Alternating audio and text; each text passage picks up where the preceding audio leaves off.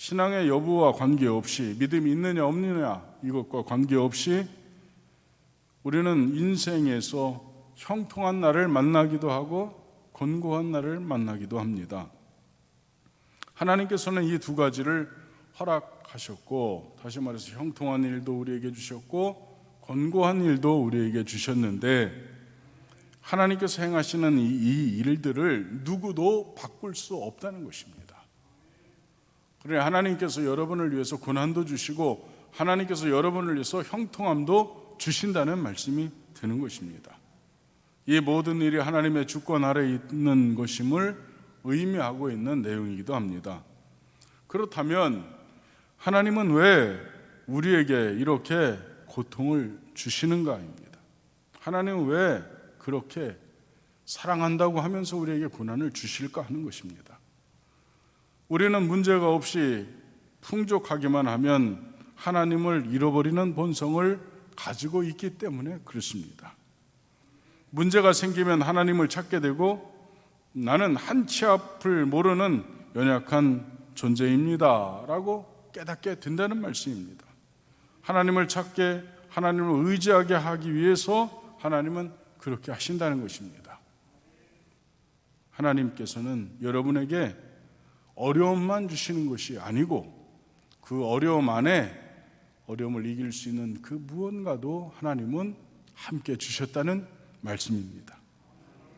문제가 생기면 하나님을 찾게 되고, 나는 한치 앞도 모르는 연약한 인간입니다 고백하게 하지만, 그러나 하나님을 찾고 하나님을 의지할 때에 하나님은 응답도 주시고 도울 힘도 주시고 열어도 주시는 줄 믿습니다. 그래서 우리는 하나님을 사랑하게 되는 것이죠. 하나님께서 나를 사랑하신다는 그 사랑도 깨닫게 되는 것입니다.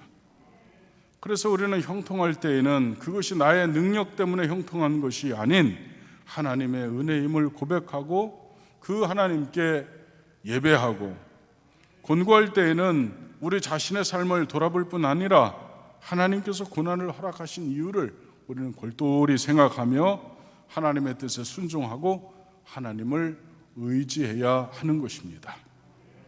특별히 곤고할 때에는 더 깊은 묵상과 성찰이 우리에게 필요하다는 것입니다.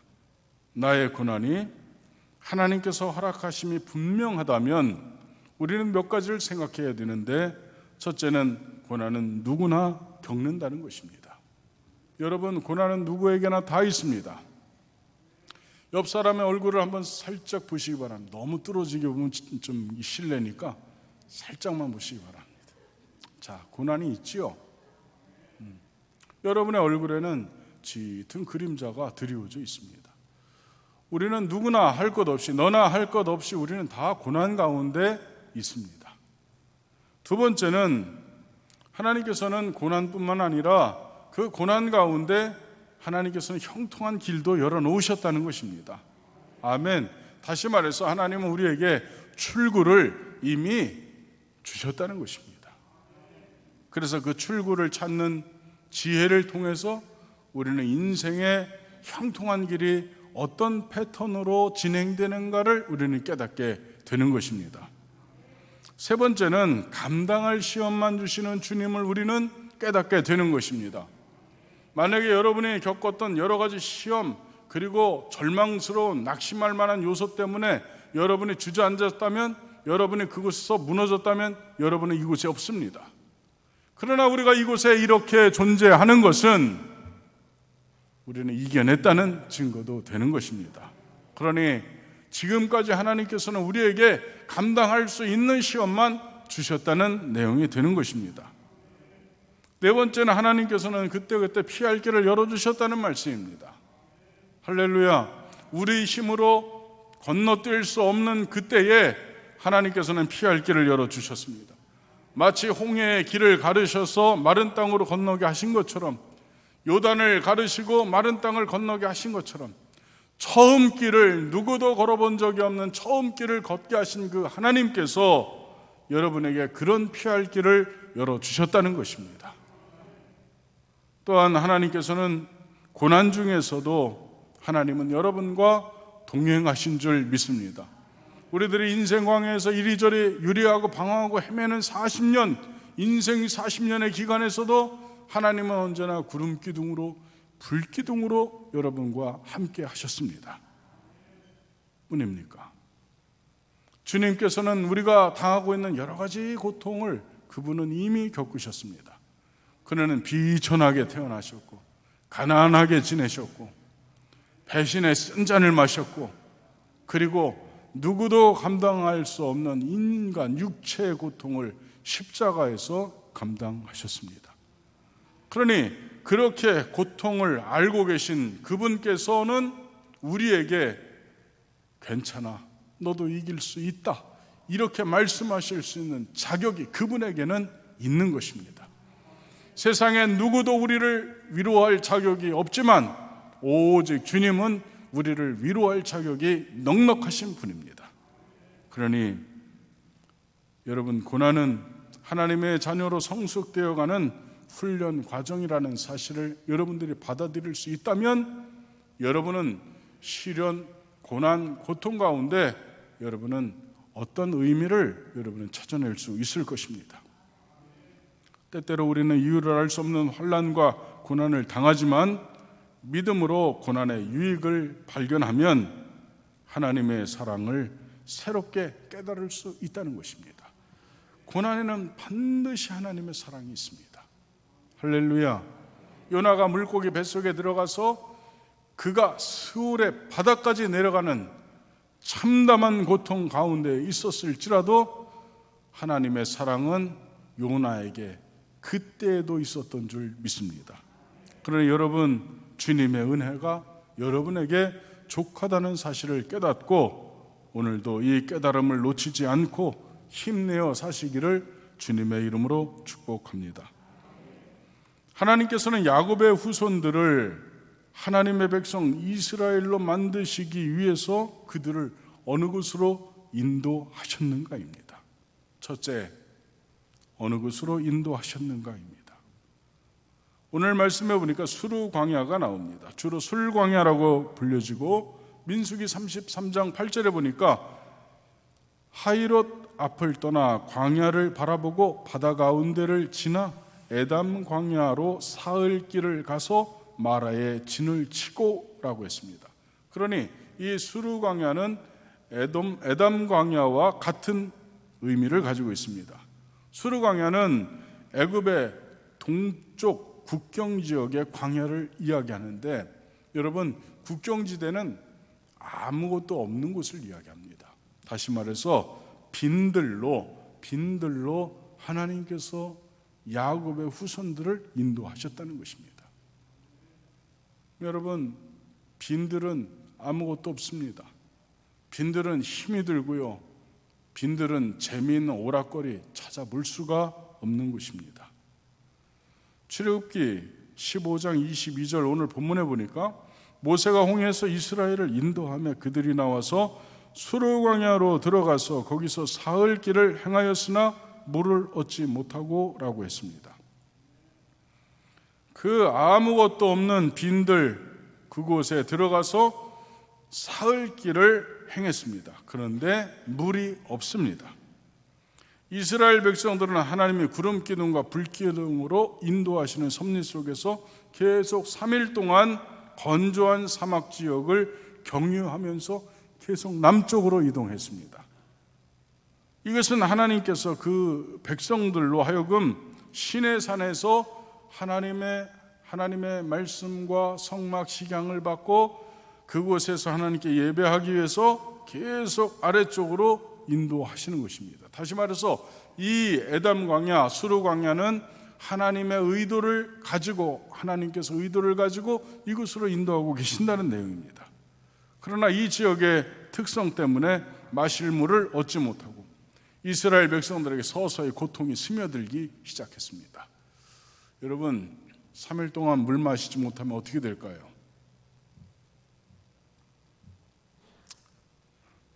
목마르겠죠.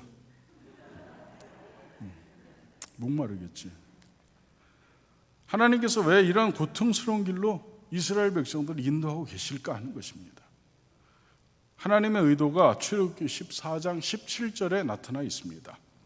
바로가 백성을 보낸 후에 블레셋 사람의 땅의 길은 가까울지라도 하나님이 그들을 그 길로 인도하지 아니하셨으니 이는 하나님이 말씀하시기를 이 백성이 전쟁을 하게 되면 마음을 돌이켜 애굽으로 돌아갈까 하셨습니다.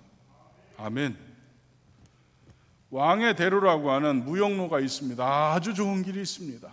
그런데 하나님께서 이 쉬운 길, 형통한 길로 이스라엘 백성들을 인도하지 않고 이 건조한 사막, 빈들 이곳으로 이스라엘 백성들을 인도해 갔습니다. 이유가 있었습니다. 그 좋은 길로, 형통한 길로 가게 되면 전쟁이 있다는 것입니다. 그런데 전쟁을 감당할 용기도 힘도 갖추지 못했기 때문에 이 백성들은 애굽으로 다시 돌이킬 것이 분명하기 때문에 하나님께서 그들을 광야길로 인도하셨다는 것입니다. 우리들의 삶 가운데 고난이 있다면, 고통이 있다면 하나님의 분명한 의도가 있을 것입니다. 여러분은 어려움과 고난이 있을 때에 여러분 믿음을 지킬 수 있습니까? 이스라엘 백성들을 알고 계시는 하나님, 우리의 체질을 알고 계시는 하나님, 이 하나님은 다분히 수르 광야 길로 훈련과 연단의 의도를 가지고 그 길로 인도하셨습니다. 하나님께서는 여러분도 바로 이 길을 가게 하고 있다는 것입니다. 제가 여러분에게 질문합니다. 여러분은 지금 죄와 싸워서 백전백승할 수 있습니까? 죄와 싸워서 백전백승할 수 있습니까? 여러분에게 어떤 상황이 닥쳐와도 여러분은 믿음이 흔들리지 않고 여러분의 믿음을 지킬 수 있습니까? 우리에게 고통과 고난의 길이 있다는 것은 하나님께서 이러한 능력을 갖추는 하나님의 군병, 진정한 믿음의 용사로 하나님께서 우리를 연단시키시기 위해서 이러한 고난을 허락하신다는 것입니다. 우리는 아직 죄와 싸워 백전백승할 수 없습니다. 환경 가운데 우리는 흔들리고 휘둘리고 우리들이 때와 장소, 조건에 따라서 우리의 믿음이 오락가락하는 것을 우리는 잘 경험하고 있습니다. 그렇기 때문에 하나님은 우리를 연단과 그리고 훈련의 장소로 우리를 인도하셨다는 것입니다. 그러니 여러분, 지금 현재 있는 고난에는 하나님의 의도가 있다. 이것을 여러분은 알 수 있기를 바랍니다. 두 번째로, 고통과 괴로움의 자리 마라에서 하나님 무엇을 보시고자 하셨는가입니다. 출애굽기 15장 23절에 보니까 마라에 이르렀더니 그 건물이 썩어 마시지 못하겠으므로 그 이름을 마라라 하였더라. 이 장소 마라는 이스라엘 백성이 홍해를 건너서 최초로 장막을 친 지역입니다. 이 지역의 지명의 뜻은 고통, 괴로움, 쓰다 이런 뜻을 가지고 있는데 이 지역의 물이 짜서 마실 수 없기 때문에 생긴 지명입니다. 당시 이곳의 물은 악취가 나고 맛이 짜서 마실 수 없었습니다. 그래서 아랍 사람들은 이 물이 이 근방 모든 지역에서 가장 나쁜 물이다라고 표현할 정도로 마라 지역의 물은 먹을 수 없는 물입니다. 마실 수 없는 물, 쓴물이 의미하는 문자적 의미는 고통과 괴로움이지만 하나님께서 말씀하시고자 하시는 것은 이것이 너희들 곧 이스라엘 백성들의 심령의 상태라는 것을 말씀하고 계시는 것입니다. 내가 너희를 미지근하여서 도대체 내가 너희를 삼킬 수 없다. 차라리 차든지 덥든지 해라. 토해낼 수밖에 없는 악취나는 물, 이것이 지금 이스라엘 백성들의 심령의 상태입니다. 여러분은 어떻습니까? 하나님께서 여러분 붙잡고 쓸만하십니까? 하나님의 도구로 여러분이 쓰임받기 합당합니까? 우리는 변화되어야 되지 않겠습니까? 이것을 증명이라도 하듯 출애굽기 15장 24절의 말씀에 보면 백성이 모세에게 원망하여 이르되 우리가 무엇을 마실까 하고 있는 것입니다. 원망했다고 그랬어요. 원망. 백성이 원망했습니다. 우리가 무엇을 마실까? 이렇게 말하고 있는 것입니다. 이들의 원망의 시점은 홍해바다의 기적으로 인한 찬양의 감격이 채 사라지기 전의 상황입니다.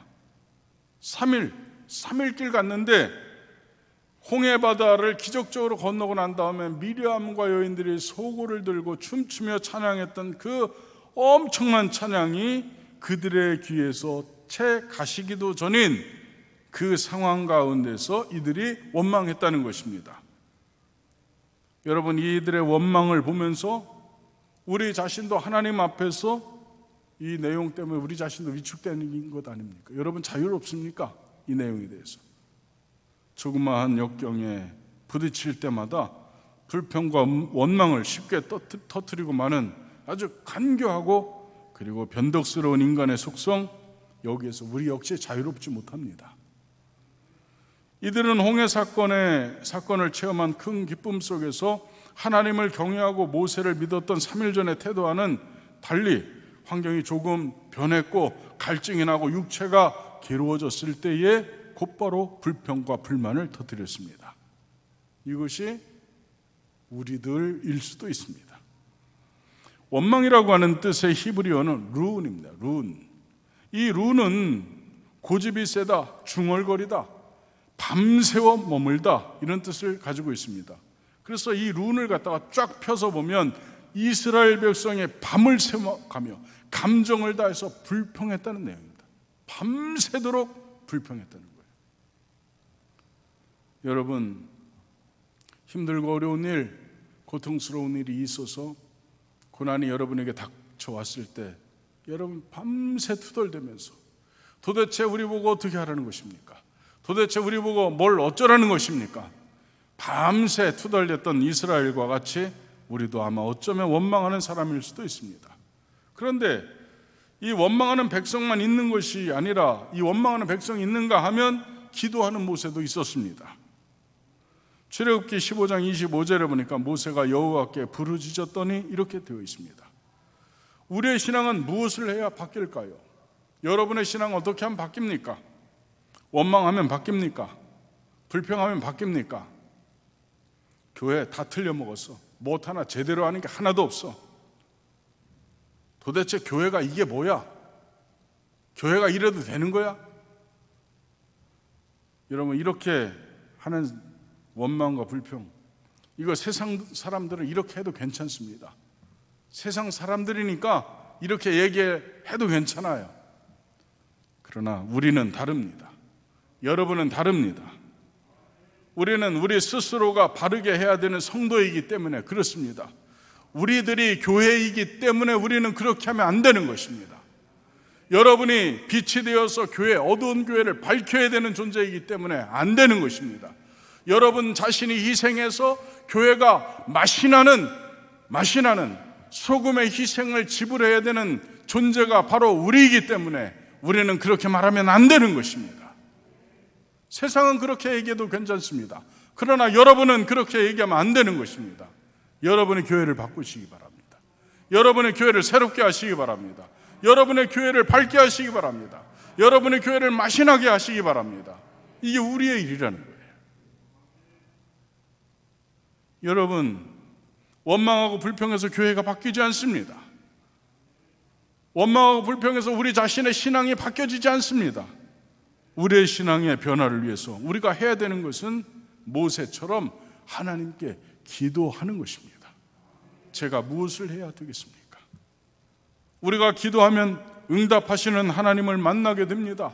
응답해 주시는 하나님을 만날 때 우리는 비로소 믿음의 변화가 일어나는 것입니다. 우리 자신이 바뀌고 우리 환경이 바뀌는 것, 그것은 하나님께 우리가 구할 때 나타나는 것입니다. 쓴물이 단물로 바뀌고 소용없는 것이 소용 있는 것으로 바뀌고 바로의 백성이 아닌 하나님의 백성으로 바뀌는 것입니다. 이전까지는 바로의 입에서 나오는 말로 살았다면 이제는 하나님의 말씀으로 살아야 되는 하나님의 백성이 되었다는 것입니다. 여러분은 세상의 악한 마귀 사단이 여러분에게 들려주는 소리로 사는 사람이 아니라 하나님께서 들려주시는 주의 말씀으로 사는 존재가 바로 여러분입니다. 그래서 우리는 하나님의 음성, 하나님의 뜻을 듣기 위해서 우리는 기도해야 하는 것입니다. 하나님의 음성을 기다리는 것이 기도이고 오직 하나님께 도움을 청하는 것이 기도입니다. 고통과 괴로움의 자리 마라에서 하나님이 보시고자 하신 것은 밤을 새워가며 감정을 다해 불평하는 백성이 아니라 밤새 부르짖어 기도하는 사람, 기도하는 백성을 하나님은 보고 싶어 하신 것입니다. 그러나 여러분, 기도하는 분들이 되시기를 간절히 축복합니다. 마지막으로 하나님은 은혜를 체험한 백성에게 무엇을 주시는가입니다. 은혜를 체험한 하나님의 백성에게 하나님이 주시는 것은 무엇일까입니다. 출애굽기 15장 25절에 보니까 거기서 여호와께서 그들을 위하여 법도와 율례를 정하시고 그들을 시험하실세 했습니다. 그들을 위하여 법도와 율례를 정하셨다. 조금 전에 말씀드린 것처럼 하나님의 백성은 하나님의 법으로 사는 사람들입니다. 그래서 하나님의 은혜를 체험한 하나님의 백성들에게 법도와 율례를 주신 것입니다. 다시 말해 너희는 이것으로 살라는 것입니다. 내가 너희들에게 준 규례, 내가 너희들에게 준 이런 법도와 율례를 가지고 너희들 살라는 것입니다. 그러나 여러분은 법도와 율례를 가지고 하나님의 말씀으로 사시기는 여러분 되시기를 축복합니다. 두 번째는 그들을 시험했다 그래요. 그들을 시험하실세.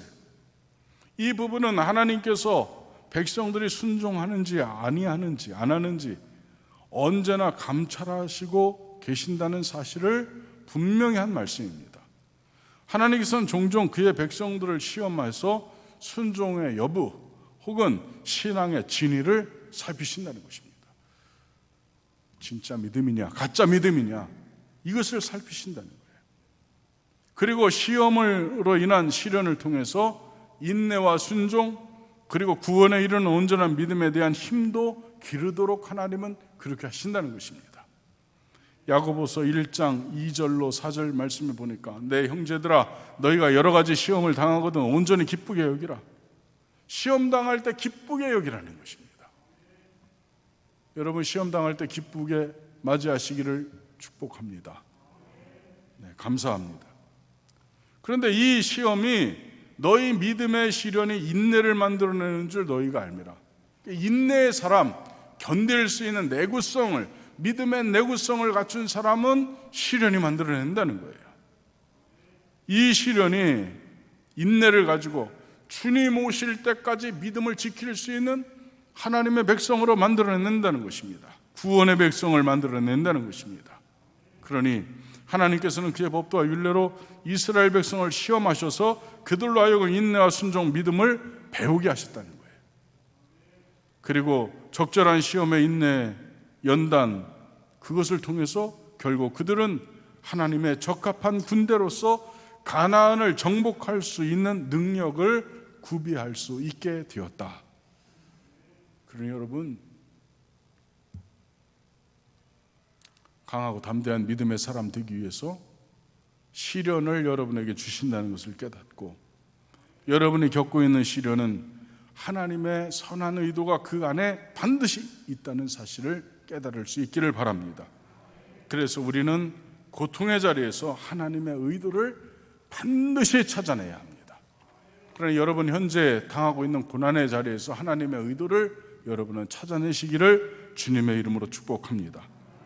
환경이 주는 고통에서 기도로 하나님의 뜻을 구하고 응답으로 해결을 받으시고 진정한 믿음의 사람, 하나님의 택한 성도로 변화되어서 승리하는 영원한 승리자 소망교회 성도들이 되시기를 주님의 이름으로 축원합니다.